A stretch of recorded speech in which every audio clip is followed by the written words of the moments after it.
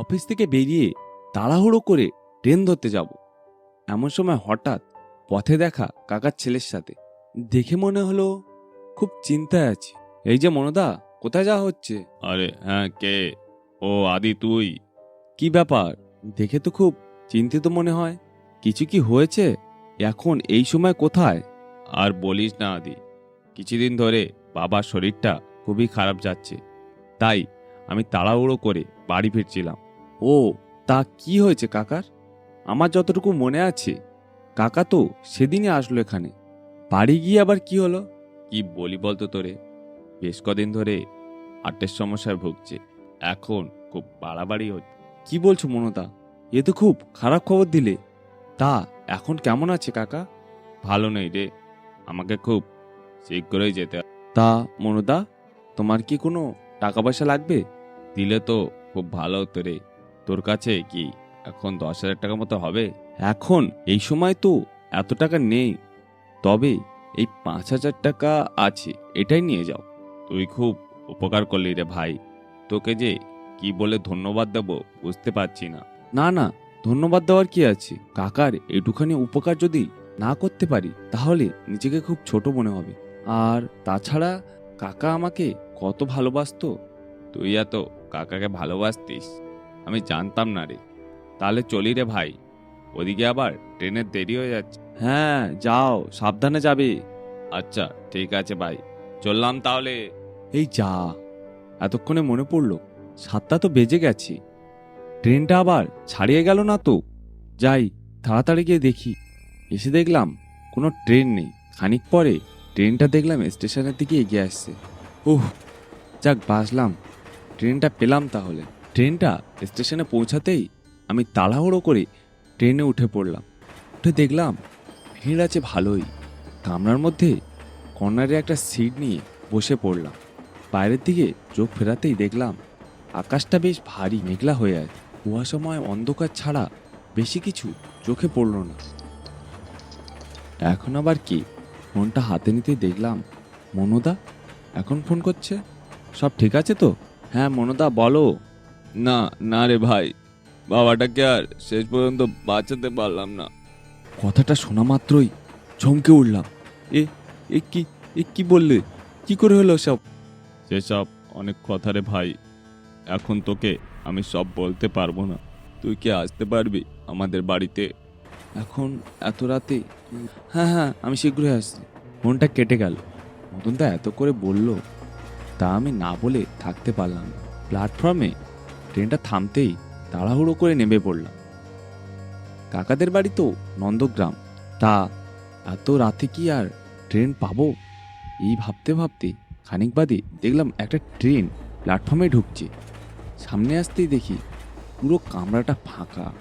চোখ মেলতেই দেখলাম এক বয়স্ক মানুষ জানালার পাশে বসে আছে। এই যে দাদা, শুনছেন? এই ট্রেনটা কি নন্দগ্রামে কি যাবে? এ বাবা, লোকটি শুনতে পায় না নাকি? কোনো উত্তর দিল না। আমি আবারও একবার জিজ্ঞাসা করলাম, বলছি দাদা, ট্রেনটা কি নন্দগ্রামে যাবে? হ্যাঁ হ্যাঁ, উঠে পড়ুন। কি আজব রে বাবা, এত করে ডাকার পরেও ঠিক করে উত্তর দিল না। আর কোনো উপায় না পেয়ে ট্রেন ছাড়ার আগেই উঠে পড়লাম। না, খুব ক্লান্ত লাগছে, একটু জিরিয়ে নেই। সেই কত পথ।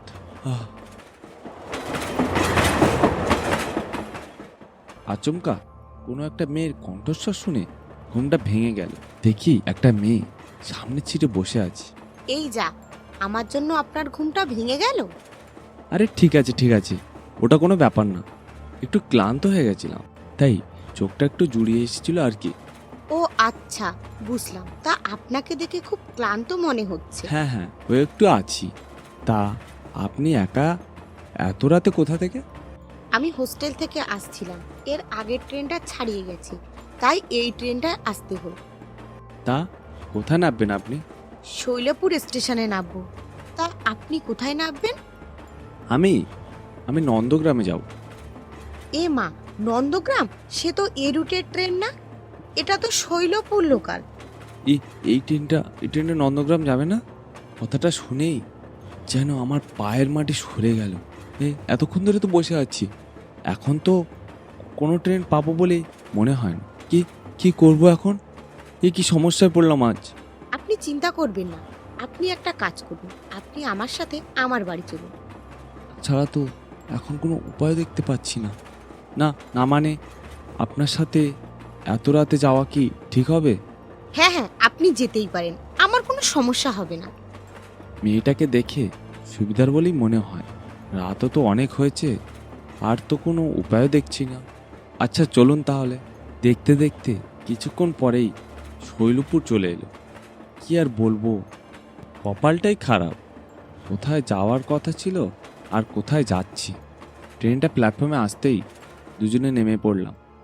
নির্জন স্টেশনতে একটাও লোক নেই। কি দাঁড়িয়ে গেলেন যে, আসুন। হ্যাঁ হ্যাঁ চলুন। আসলে এরকম নির্জন স্টেশন।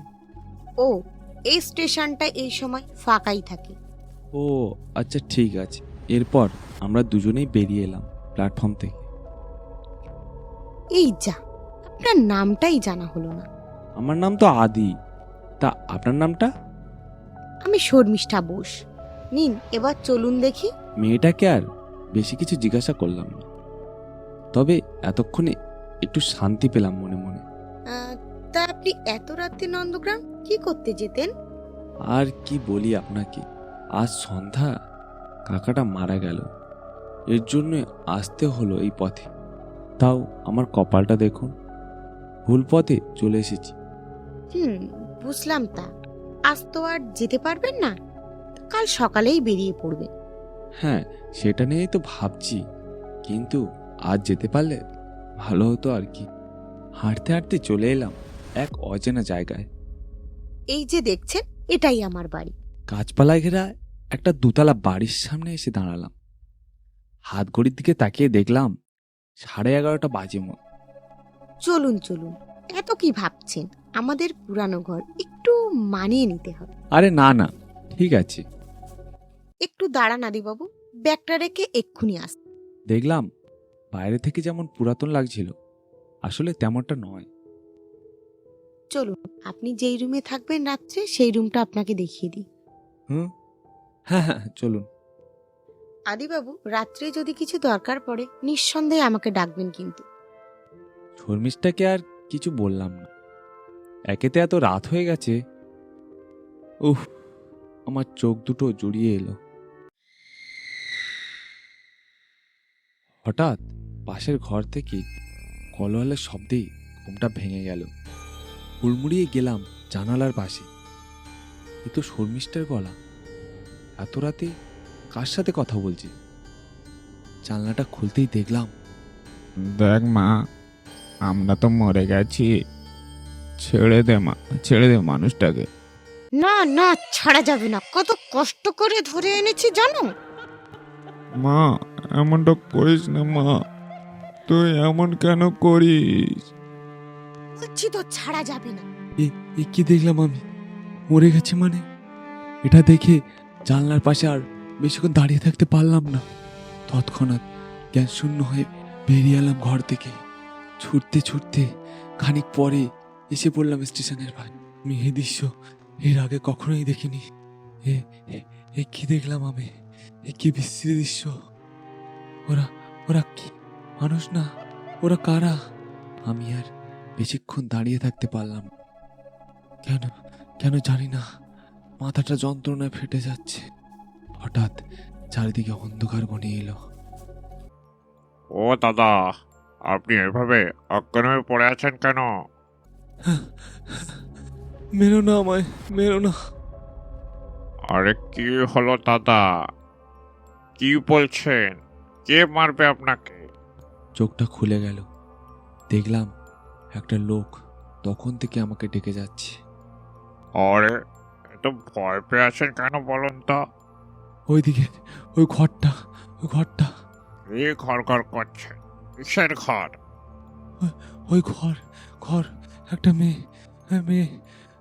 ও বুঝলাম, আপনি কি ওইদিকে মরতে গেছিলেন? ওদিকে কেউ যায় না। আপনার কপালটা খুব ভালো যে বেঁচে ফিরেছেন। কেন কেন ওদিকে কি হয়েছিল? এই কিছুদিন আগে একটা ছেলে একটা মেয়েকে বিয়ে করে আনে। তখন থেকে মেয়েটার উপর খুব অত্যাচার শুরু করে।